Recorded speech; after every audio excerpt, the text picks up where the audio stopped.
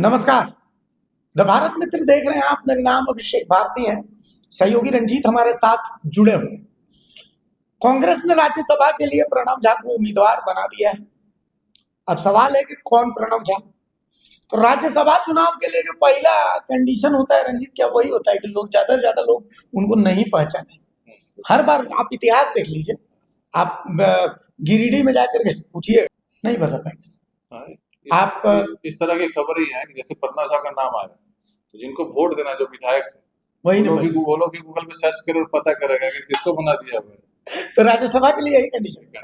तो अभी खैर राज्यसभा में पेच उलझा हुआ है कि भाई कांग्रेस ने तो प्रणव झा को दे दिया है वहां से टिकट, लेकिन अब बीजेपी किस पर दांव खेलेगी। और जेएमएम की अभी जब हम ये चर्चा कर रहे हैं, ये वक्त लगभग समझिए कि लगभग 2 बज रहे हैं इस वक्त। कांग्रेस जेएमएम के मुख्यमंत्री आवास में जेएमएम के एक बहुत महत्वपूर्ण राज्यसभा चुनाव को लेकर के बैठक चल रही है कि भाई किसको टिकट दिया जाए। और सूत्र तो ये भी बता रहे हैं कि जेएमएम तो इस पर भी चर्चा कर रहा है कि भाई दोनों दो उम्मीदवार जो है दोनों सीटों पर उतार दिए गए, क्योंकि जेएमएम का पहला मकसद है एक सीट तो उसके लिए कंफर्म है, दूसरे सीट पर उसको टक्कर देनी है। तो वो टक्कर अब बेसिकली बीजेपी से ज्यादा वो कांग्रेस के लिए टक्कर है। खैर हमारा एंगल अभी अलग रहेगा उसको लेकर के। प्रणव झा को टिकट कांग्रेस ने दिया, तो कांग्रेस के सामने जो चुनौती है रंजीत आप बता रहे थे बड़ा जबरदस्त है, बताइए दर्शकों को। कांग्रेस के सामने चुनौती है कि जब आप किसी का विरोध करते हैं या किसी का समर्थन करते हैं तो उसके पीछे मजबूत आपका आधार होना चाहिए कि आप किसी विषय का विरोध क्यों कर रहे हैं, समर्थन कर रहे हैं तो क्यों कर रहे हैं। मौके के हिसाब से जब आप अपना निर्णय लेते हैं तो कई बार उस चीज में फंस जाते हैं, क्योंकि वक्त का जो पहिया है हमेशा घूमता रहता है। अभी 2 दिन पहले 7 मंत्रियों की बैठक हुई कि जेटेट में जो भोजपुरी मगही आंगिका भाषा को शामिल करना है कि नहीं करना है। और उसमें जो जिन मंत्रियों का नाम आया कि जिन्होंने विरोध किया, उसमें नाम आया कि शिल्पी नेहा तिर्की ने विरोध किया। मैं इसलिए बात कर रहा हूँ कि विरोध का आधार होना चाहिए, क्योंकि देखिए क्या सही है या क्या गलत है वो अलग बात है, लेकिन आप अगर विरोध करें तो उसके पीछे आपका आधार क्या है। क्योंकि जब बिहार का चुनाव चल रहा था तो आप लोग तो विरोध उसको नहीं कर रहे थे। जैसे ही बिहार का चुनाव खत्म हो गया, अब आपको मालूम है कि चुनाव जो है अगले 5 साल के बाद होना है, तो आप लोगों ने उस चीज का विरोध करना शुरू कर दिया कि जो क्योंकि बिहार भाषा जो है बिहार में बोली जाती है और झारखंड के कुछ हिस्से में बोली जाती है, लेकिन मुख्यतः लोग कहते हैं कि बिहार की भाषा है। इस नाते आपने उसका विरोध करना शुरू कर दिया उसको कि जो झारखंड में इसको शामिल नहीं होना चाहिए, ताकि बिहार के लोग या जो बोलने वाले भोजपुरी मगही आंगिका बोलने वाले लोग कहीं बिहार में आके झारखंड में आके कहीं शिक्षक न बन जाए। ठीक है, क्योंकि हमारे जो स्थानीय भाषा जो बोलते हैं वही लोग आके शिक्षक बने, बिहार के लोग आके शिक्षक न बन जाए झारखंड में। इसलिए इसको अपने आधार बनाया विरोध करने में। बिहार चुनाव के समय नहीं बोला क्योंकि उस समय वोट लेना था। चुनाव खत्म हो गया तो फिर ये बातें निकल के आ गई। अब क्या हो गया है कि आपके जो पार्टी के जो आला कमान ने ऐसे व्यक्ति को राज्यसभा का उम्मीदवार बना दिया है जिसका संबंध जो है मूल रूप से बिहार से ही है, और बिहार का कहलगांव का क्षेत्र है, और कहलगांव मतलब अंगिका भाषा वहां बोली जाती है। कहलगांव में मतलब अंगिका भाषी है, क्योंकि कहलगांव जो क्षेत्र है वो बिहार में अंगिका भाषा कहाँ बोली जाती है, भागलपुर मुंगेर वाला एरिया जो है, जमुई का एरिया जो बिहार जो यहाँ झारखंड के संथाल से जो सटता है। और जो मंत्री सपोर्ट इसका समर्थन कर रहे थे अंगिका भाषा, उनका भी कहना है कि झारखंड में भी देवघर और वाले इलाके में अंगिका भाषा बोली जाती है।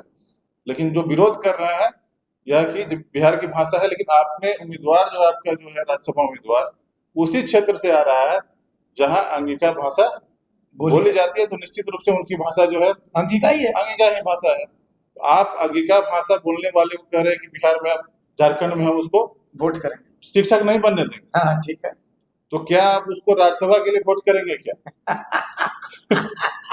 जब वो शिक्षक नहीं बन सकता है तो क्या यहाँ से राज्यसभा का नुमाइंदगी करेगा झारखंड का? हाँ, चूंकि आप लड़ाई इस बात की लड़ रही है कि झारखंडी छात्रों का अधिकार नहीं मारना चाहिए, तो ये तो झारखंडी नेता का अधिकार मार दे रहे हैं। और आप इनको वोट भी कीजिएगा, क्रॉस वोटिंग कीजिएगा।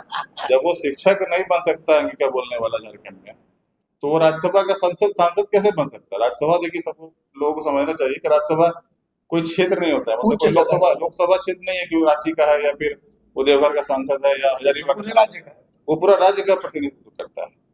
तो ऐसा व्यक्ति को अब आपको कांग्रेस के लोग को भी और झारखंड मुक्ति मोर्चा के लोग को भी क्योंकि झारखंड के मुक्ति मोर्चा के भी जो मंत्री हैं हम्म, उस बैठक में शामिल थे हाँ बिल्कुल विरोध भी कर रहे और विरोध भी कर रहे थे। सुदीप कुमार सोनू थे, थे। योगेंद्र महतो थे। योगेंद्र प्रसाद, हाँ।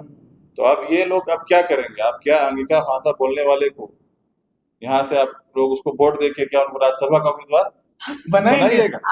और बनाइएगा तो अब लोगों को, आप जनता को कैसे कन्विंस कीजिएगा?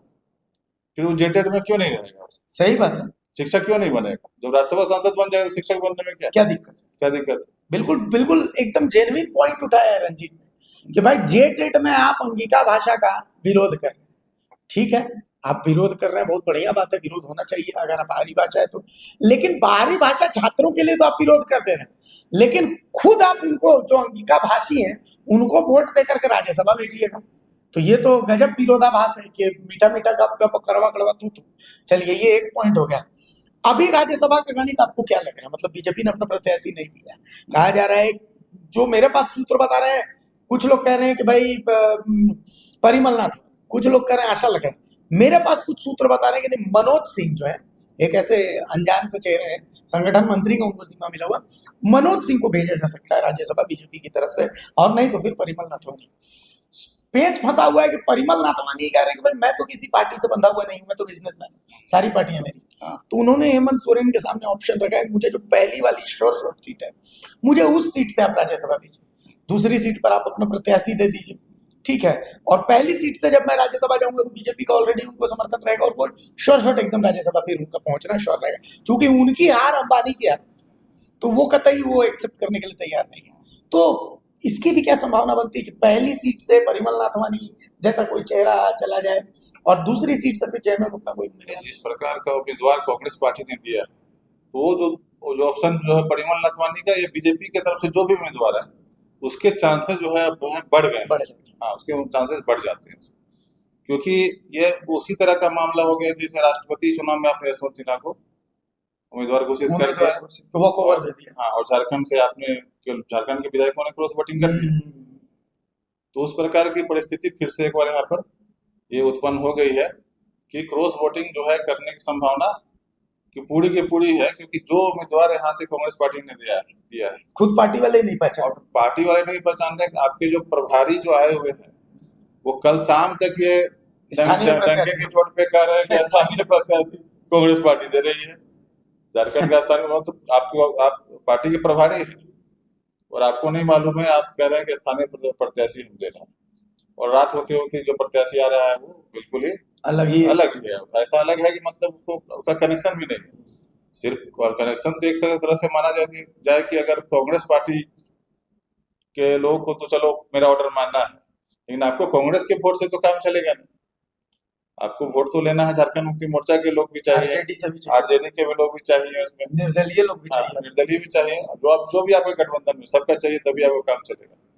तो अब उनके लिए वोट जुटाना जो है ये मुश्किल हो गया है। अगर बीजेपी ऐसे व्यक्ति को अगर दे देती, उम्मीदवार का घोषणा भी हुआ नहीं है, जैसे परिमल नाथवानी गैर राजनीतिक व्यक्ति है, कोई गैर राजनीतिक व्यक्ति को अगर दे देती है तो शायद उसके लिए राह जो है आसान हो जाएगी।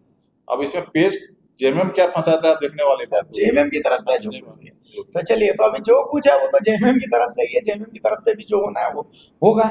लेकिन फिलहाल ये चुनौती रंजीत ने एक बहुत बड़ी चुनौती कांग्रेस के लिए खड़ी कर दी है कि भैया आप जेटेट में अंगिका का विरोध कर रहे हैं, नहीं वो तो बाहरी भाषा, और बाहरी भाषा बोलने वाले को आप राज्यसभा भेज दीजिएगा, अंगिका उनकी भाषा है, वो कहलगांव के रहने वाले हैं।